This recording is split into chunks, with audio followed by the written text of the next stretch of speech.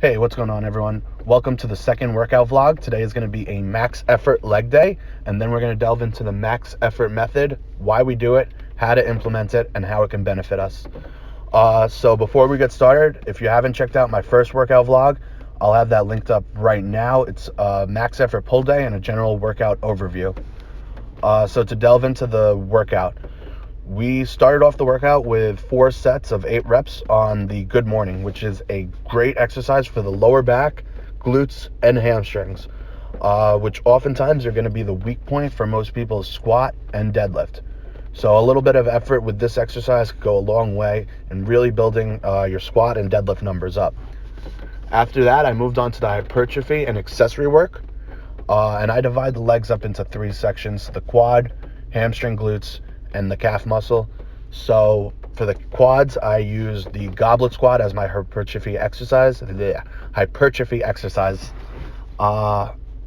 I did that in an FST7 format. So 7 sets with a 45-second rest period in between each set. If you want to know more about that, I'll be making another video shortly. But you could also check out Hani Rambat's channel. I'll have that linked below.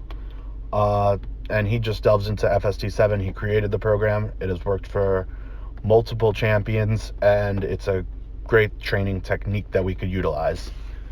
After the quad work, we moved on to the glute hamstring, which I used a Smith machine for hip thrusts, and we did 7 sets again, 45-second breaks. And then I finished up the hypertrophy work with seated calf raises. Once again, 7 sets, 45-second break. For the core movement of the day, I chose to do the hyperextension. I do consider the lower back to be part of the core, and I like to target it on my leg days. So every leg day, hyperextensions, that's the go-to. And I did 3 or 4 sets. Now for the max effort method. The max effort method could be defined as going above 90% of your 1 rep max. So if you lift 300 pounds for a given lift, the max effort method requires you to lift 270 or above.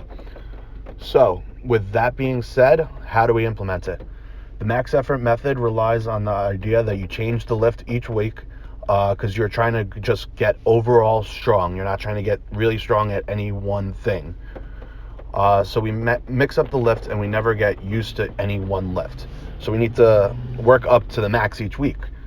So we start with a plate or a quarter, build up. Let's say your max is 345 for the squat, or let's go with a little lower of a number, 225 for the squat.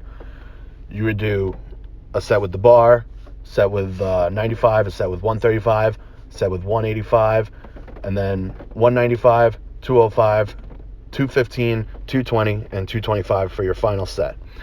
And that would be having you max out, and you go for 3 to 5 reps above 90% each time. And we only do this twice a week. So week 1, we're going to have a horizontal push and a squat. And week 2, we're going to have a vertical push and a deadlift. So we only do it twice a week because that is currently what the best in the world or the strongest in the world are doing. And they have to know something. Just hard for me to believe they don't. So now, why do we max out?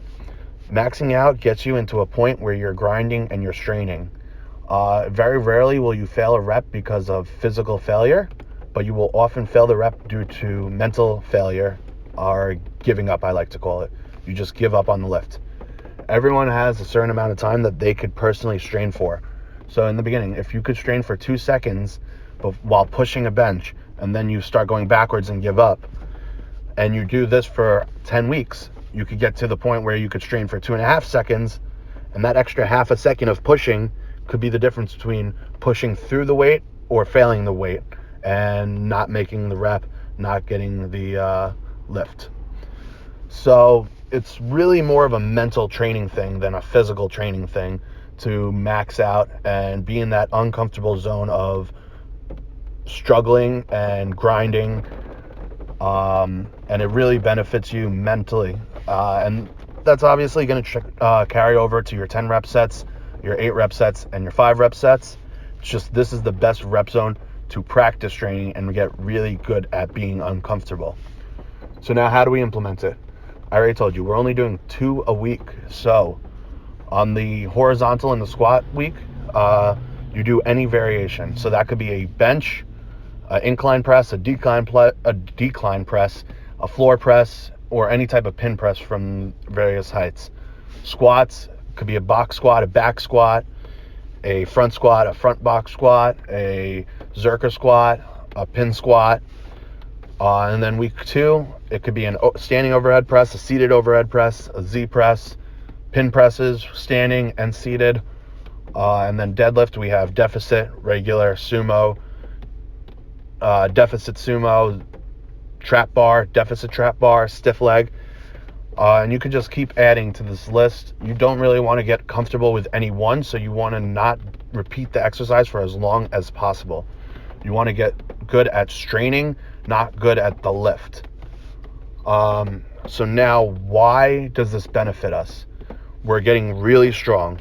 So now call me crazy, but for some reason I feel like the person that lifts 315 for sets of 10 is going to be stronger than the person lifting 225 for sets of 10 and look bigger. They're going to get bigger from doing that. Just call me crazy. It's a crazy thought. I do 315 for 10. I'm going to get bigger than if I did 225 for 10.